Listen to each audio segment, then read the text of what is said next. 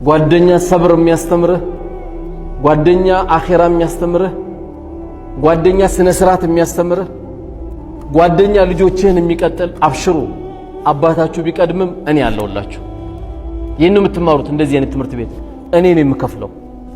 አብሽር ያይዞሽ እህቴ። ይሄ ነው ነውር መሸፋፈል። ይሄ ነው ከጓደኛ ማለት። አሁን ጓደኛ አለቀ። ቀድሞ ስለሞተ ለቅሶ ላይ የሚያየው ሰው የለም።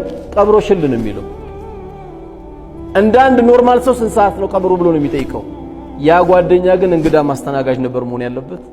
ያ ጓደኛ ቤተሰብን ባጠርጎ አብሽሩ ብሎ ቦታ አድርጎ ነበር መሄድ ያለበት።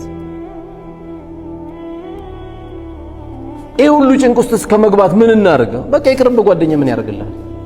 ቁርአን አለ ጓደኛ። ኢማምን ጓደኛ ታደርጋቸው፣ ሙአዚንን ጓደኛ ታደርጋቸው። መጨረሻ ዱንያን ስትሰናበትኩ የምታገኛቸው ሁለቱን ነው። እነዚህን ጓደኛ አድርግ። በሁሉም እንቅስቃሴ ያላችሁ ነው ጓደኛ መምረጥ ያለባችሁ።